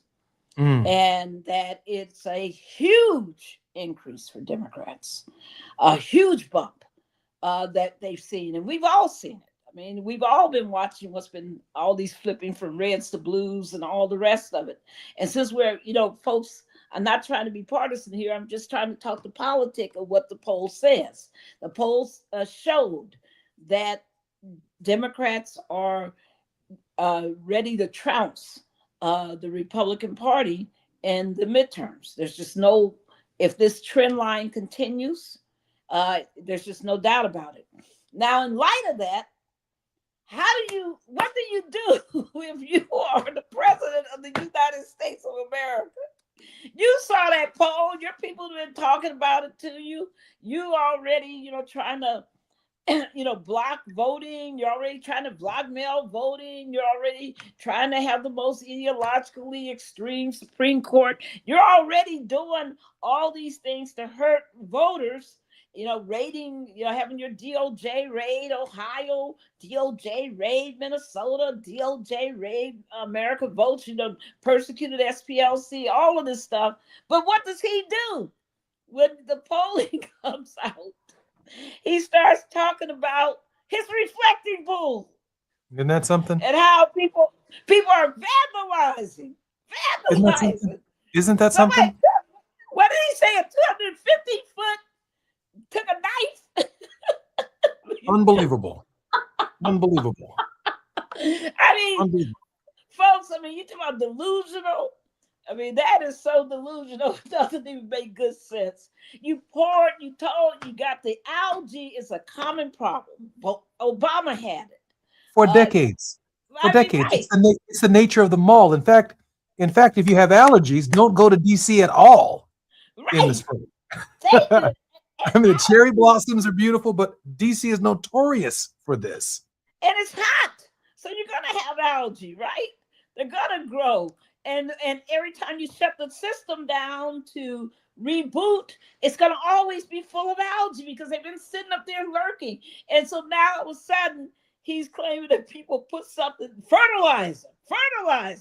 Folks, drove themselves up to the reflecting pool with its cameras everywhere, taking active, videos of what people doing, and threw fertilizer. And then he's going to claim that somebody cut the darn thing. Instead of doing the things that would help his party, instead of while Vance is over there trying to do a deal with Iran, he starts yelling and screaming on at 4 a.m, all kind of threats that he's gonna blow the S out of them and all the rest of it, just losing his mind. So they have a dilemma. The leader of the party is out of control. The leader of the party is dangerously is motivating people to say, can't have this anymore. I know when we come forward, we have a lot of issues that I want you to feel free to address, but I do want to talk about this one. The Supreme Court today ruled against a devout Rastafarian. You saw that. Yeah. Who sought damages after Louisiana prison officials cut his dreadlocks despite his claim it violated his religious rights. The court ruled 6-3 that Damon Landor cannot seek damages under a law called the Religious Land Use and Institutionalized Persons Act. The court was divided along ideological lines, with conservatives in the majority and liberals dissenting. Prison guards, I guess they're in Alabama. Probably the worst place to go to prison is in Alabama. Louisiana. Was it Louisiana? Yes, well, Louisiana. Yeah, well, between Louisiana, Alabama, and Mississippi. Right, what's the difference? Anyway, he said he felt raped because he lost his Rastafarian hood once they shaved his head in prison. We'll talk about that with Barbara Arnwine when we come forward right here on KBLA Talk 1580. I'm Jesse Jackson Jr. More when we come forward. It's afternoon drive time with Jesse Jackson Jr. Only on KBLA Talk 1580.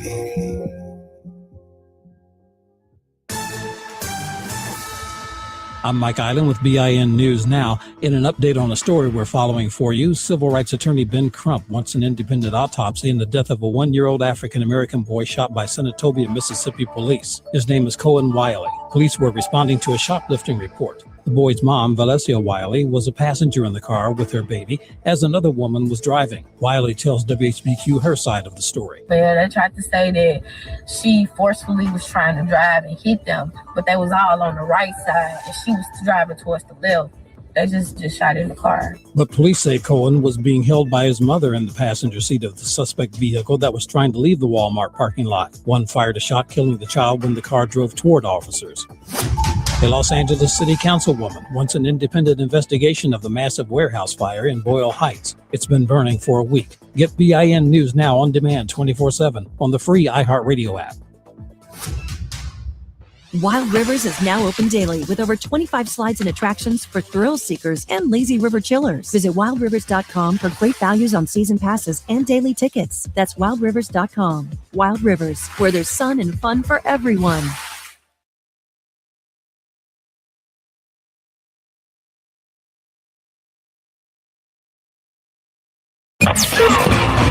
Turn the dial to where the truth lives. This is KBLA Talk 1580.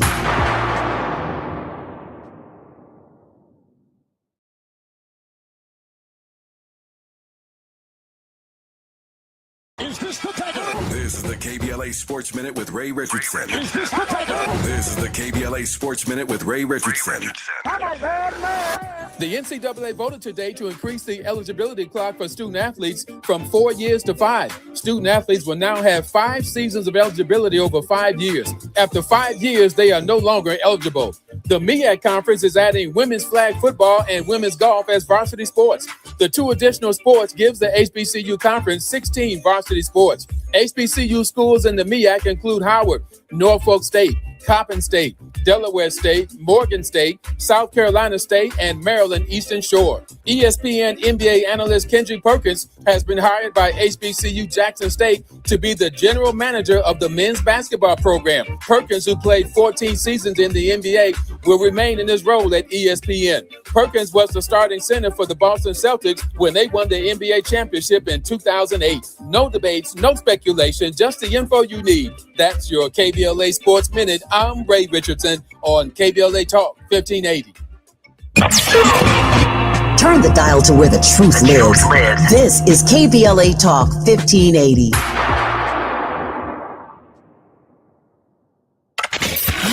We've got a lot to talk about. Hi, I'm Zoe Williams, aka the Voice of Reason, encouraging you to join me weekdays from 7 to 9 p.m. for the world's most intriguing relationship radio roundtable. Every night, I facilitate and encourage our loyal listeners to participate in the most engaging relationship discussions you'll hear anywhere. So make it a point to rendezvous with me, Zoe Williams, the Voice of Reason, Monday through Friday, 7 to 9 p.m. Pacific Standard Time. Trust me, your relationships will never be the same. The VOR is on fire tonight. Unapologetically progressive. KBLA Talk 1580. We've got your black.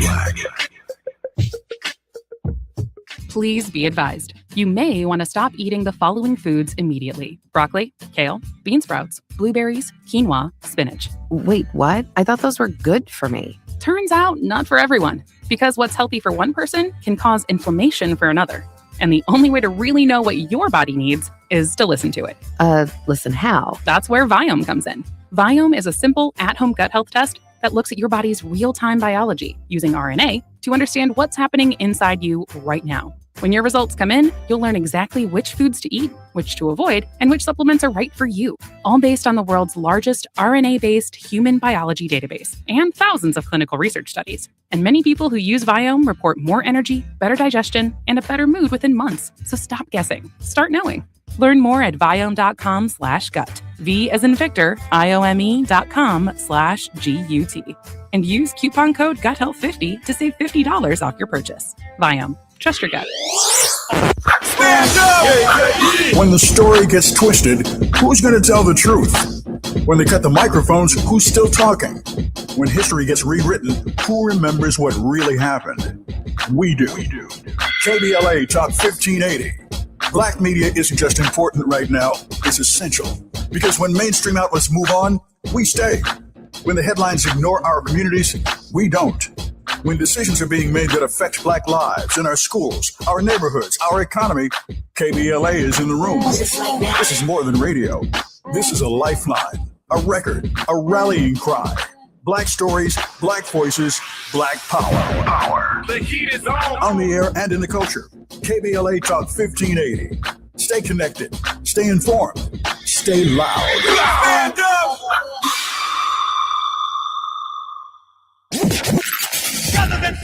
In a world full of noise, one station keeps it real. KBLA Talk 1580, where the conversation goes deeper, the voices sound like yours, and the issues that matter most to our community take center stage. Progressive, powerful, unapologetically us.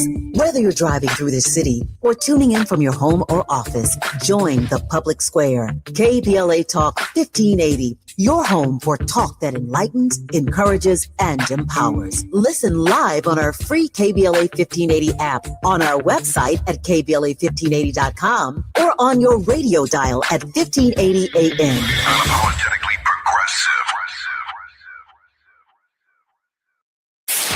KBLA Talk 1580. We've got a lot to talk about.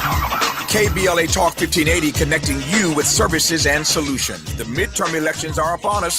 It is voting season once again. Common Cause's motto is fighting for the democracy we deserve. In service of that goal, Common Cause puts its state and national policy expertise, massive network of grassroots supporters, and nonpartisan approach into action to strengthen our democracy against the challenges we face today. They work at every level of government on priorities that impact each of our lives, like defending the right to vote, limiting big money's influence on our elections, holding public officials accountable, and more. Common Cause is a nonpartisan grassroots organization dedicated to upholding the core values of American democracy. They seek to empower all people to make their voices heard in the political process. This election may be the most important one ever. If you'd like to make a donation or volunteer in service to the Constitution, please visit commoncause.org. That's commoncause.org. This is a community call to action from KBLA Talk 1580.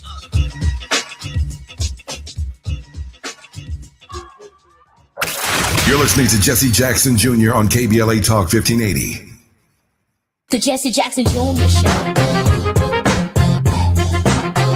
The Jesse Jackson Jr. Show. The Jesse Jackson Jr. Show. The Jesse Jackson Jr. Show.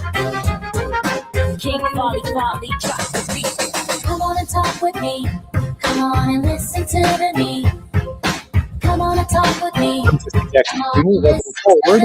Jesse Jackson Jr. Show. We're on the grind with Barbara Arnwine on KBLA Talk 1580. Barbara Arnwine is the president of the Transformative Justice Coalition and internationally renowned for contributions in the space of civil rights, not only domestically, but around the world. Barbara, welcome forward to the show.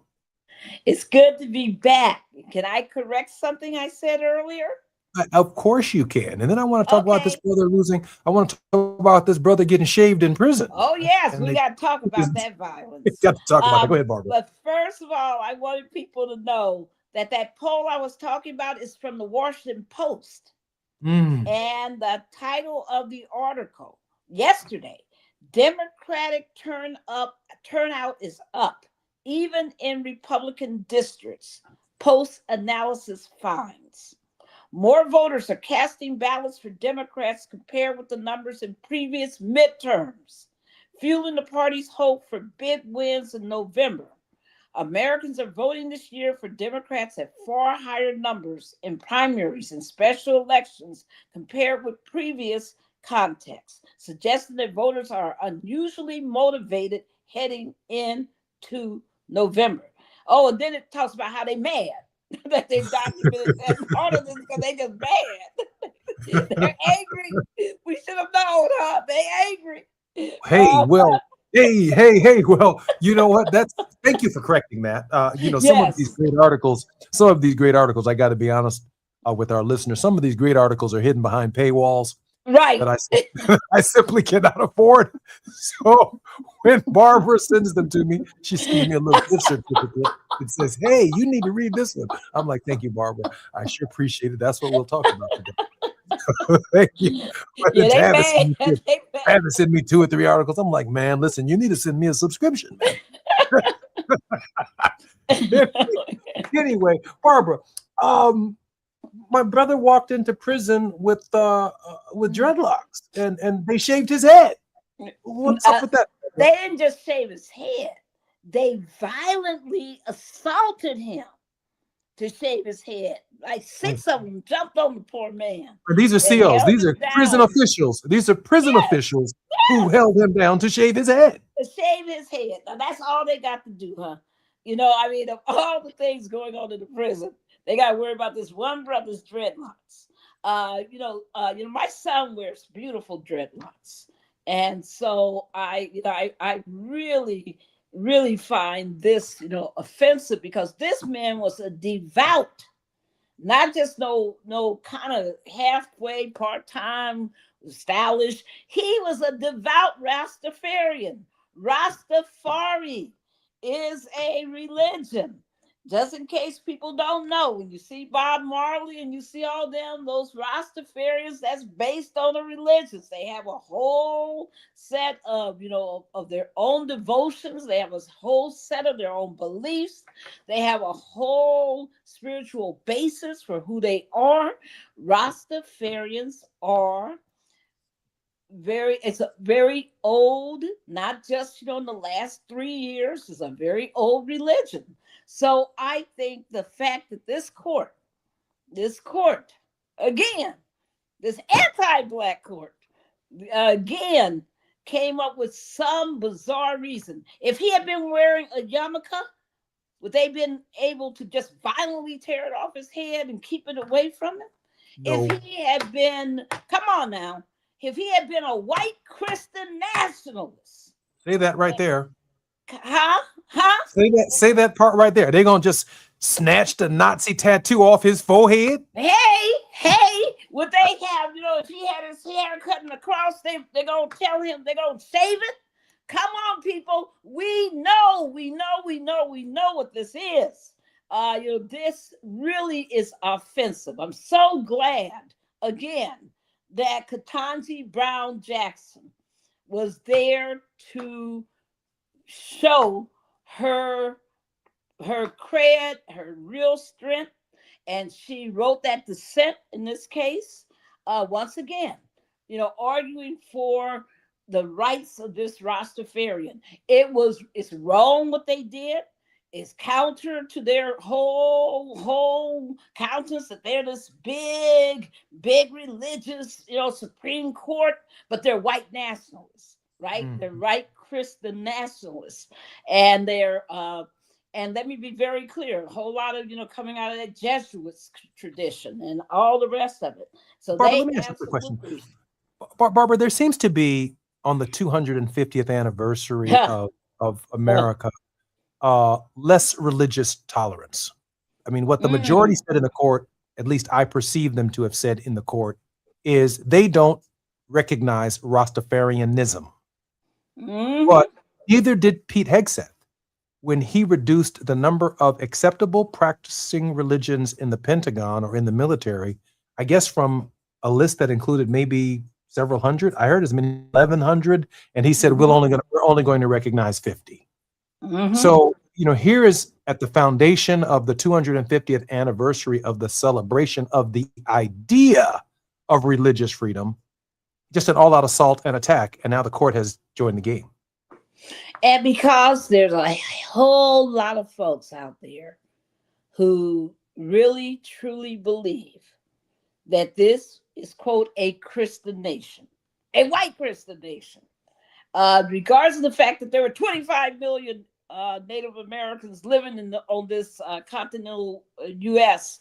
At the time of the European invasion. They claim this is a white, Christian nation, and the reality is that they only have tolerance for those white Christian faiths, and they really don't have tolerance for anything that's, in their mind, liberal. They are, really strict constructionists in a way, because they're hypocritical, right? Mm-hmm. Because on the one hand, you say that we follow the Old Testament, New Testament's a little bit too liberal, but so they preach mostly out of the Old Testament, and they say that you should mind the tenets of the Old Testament, including thou shalt not commit adultery, and all the rest of this. Yet they love and just, they deify our current president, who is not a God-fearing or God-loving person. I'm Jesse Jackson Jr. Right. You're listening to the Jesse Jackson Jr. Show on KBLA Talk 1580. More on the grind with Barbara Arnwine when we come forward. We are also going to discuss how we can support Barbara and her work. More on KBLA Talk 1580 when we come forward. While you're stuck in traffic, we can at least bring you up to speed on the news of the day. You're listening to Jesse Jackson Jr. only on KBLA Talk 1580.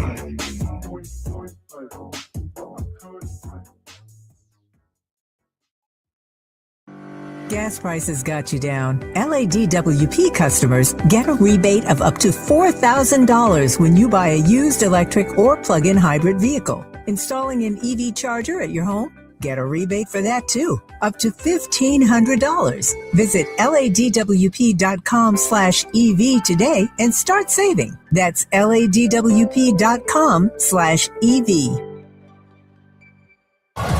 Going to a World Cup match in LA this summer? Ditch the parking stress and ride Metro. With direct service from across LA County, it's the easy way to get there for just $1.75 each way. Carpal tunnel syndrome, heart failure that doesn't improve with common medicines. These are some signs and symptoms associated with ATTR-CM, or the cardiomyopathy of ATTR amyloidosis, a serious heart condition with symptoms that get worse over time. Amvuttra, vutrisiran, is a prescription medicine given by a healthcare provider that treats ATTR-CM in adults to reduce heart-related death, hospital stays, and urgent visits. In a clinical study, Amvuttra was proven to help people live longer and have fewer heart-related hospital stays and urgent visits over 3 years compared to placebo. Amvuttra lowers the amount of vitamin A in your blood, which can affect vision. Other side effects include pain in the arms or legs, pain in the joints, and shortness of breath. These are not all the possible side effects of Amvuttra. For prescribing information, call 1-833-256-2748 or learn more at amvuttra.com. Ask your doctor about Amvuttra for ATTR-CM. KBLA Talk 1580. We've got a lot to talk about. KBLA Talk 1580, connecting you with services and solutions. The midterm elections are upon us. It is voting season once again. Common Cause's motto is fighting for the democracy we deserve.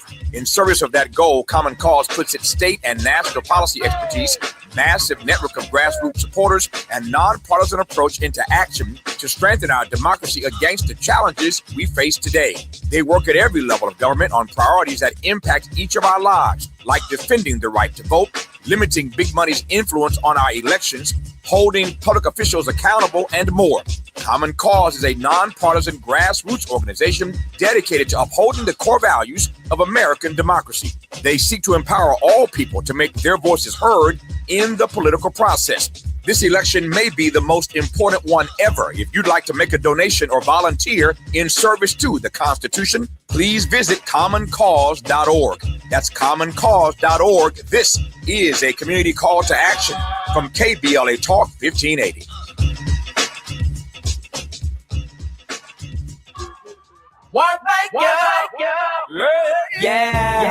The California Crusader newspaper would like to thank all of our subscribers for their support throughout the years, proudly serving the South Los Angeles and South Bay areas for more than 40 years. The California Crusader is a multicultural, Black-owned, adjudicated newspaper that focuses on providing newsworthy information to the people in our community. We're constantly looking for ways to assist businesses in our community to connect with our subscribers. We provide low-cost, effective ways to promote your business with our reasonable and affordable advertising rates. You can participate by suggesting, sharing, and submitting your stories on the California Crusader newspaper Community Share Facebook group page, or visit our website at cal-cruise-news.com. That's calcruisenews.com. Then click on the Submit Now button located on the top right corner of the homepage, or text CCN to 42828. Again, text CCN to 42828. The California Crusader newspaper, working together to build a better community for our future. Subscribe today. Do you owe $10,000 or more in credit card debt or personal loans? With credit card debt at all-time highs, Debt Relief Advocates is urgently notifying consumers of debt relief now being made available, designed to aid consumers with out-of-control credit card debt. Those who qualify and enroll for this relief program will only have to pay back a fraction of what they owe. This is not bankruptcy or a debt consolidation loan. This is a relief program that credit card companies would rather you not know about, as it ends your debt nightmare and saves you lots of money. Consumers owing at least $10,000 in credit card debt or personal loans can now take advantage of this debt relief as the cost of living skyrockets. Debt Relief Advocates has established a relief hotline for you to call to learn what debt reduction you may qualify for, so don't wait. For this free information, call the Relief Hotline at 800-505-8991. 800-505-8991. 800-505-8991. Now back to more of Jesse Jackson Jr. on KBLA Talk 1580. The Jesse Jackson Jr. Show. The Jesse Jackson Jr. Show. The Jesse Jackson Jr. Show. The Jesse Jackson Jr. Show. King Folly drops the beat. Come on and talk with me. Come on and listen to the me. Come on and talk with me. Come on and listen to the me. KBLA Talk 1580. Barbara Arnwine, born in Southern California, a graduate of Scripps College and Duke University Law School. She is the president and founder of the Transformative Justice Coalition, internationally renowned for contributions in civil rights, respected by every major civil rights organization in the nation. And her organization isn't just talking, it's active, it's involved, it's in the streets. And Barbara travels from one end of this country to the other, seeking justice. The only other people I know who move more than Barbara Arnwine, and when she bumps into them, it's in an airport somewhere, is Ben Crump and Al Sharpton. And before that, it was my dad. Barbara, how can we support you and the Transformative Justice Coalition? You can go to tjcoalition.org. tjcoalition.org. And you can make a donation. Remember, we're a 501c3, which means deductions to us are tax deductible as permitted by law. And so we are, extremely, extremely grateful for everybody who gives. We wouldn't be able to do this work without you. And we're doing some serious work. And so we no doubt need about your that. support. That's But right. Barbara, I got to say this. Isn't it something, though, that so many Black leaders in this transformative space that we meet in airports? Oh, yes. It's ridiculous. It's ridiculous. Ben Crump traveling to It's the like, next. So we've been waving it and You waving got Ben it. Crump traveling to the next shooting. And You got hugging Al each other. Sharpton. That's right. We be hugging each other. I be seeing those. It's all about us. Black Lives Matters t-shirts while I'm doing the John Lewis t-shirts. I mean, we see each other all the time in travel. Because that's what it requires. You got to be out here with the people. And that's TJ Coalition? TJ Coalition? Yes, tjcoalition.org. And you can just donate to us as you are able to. And, I just want to tell everybody, we're getting ready for this July 4th, right? And I want to remind you that on July 17th through the 19th, we're going to be doing the John Lewis Good Trouble Lives On national program everywhere in this country. And we're inviting people to be hosts of our events. If you're in California, you can go to goodtroubleliveson.org right now, and you can see the map. And you can see all the events happening in California. But also, if you don't see events, you ought to be hosting some. You should be saying, I want to be a leader. Or you could be in your state in Utah, or you could be in your state in Louisiana, Alabama, wherever you may be, Ohio, Illinois, Minnesota, wherever you may be, host an event. Become part of the John Lewis Good Trouble Lives On movement. If you're a lawyer, don't say, well, I'm a lawyer. We need you to come out and be part of this event. We're actually going to do a training for attorneys on this Thursday, the 25th at 2:00 p.m. Eastern. So we're not playing. We're going to do a preach pillar because we want all these churches to make sure all their members are registered to vote.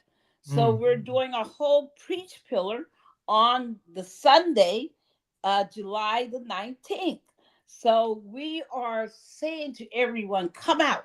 If you'd like to travel, come to good old Atlanta. We're going to be doing a flagship event there.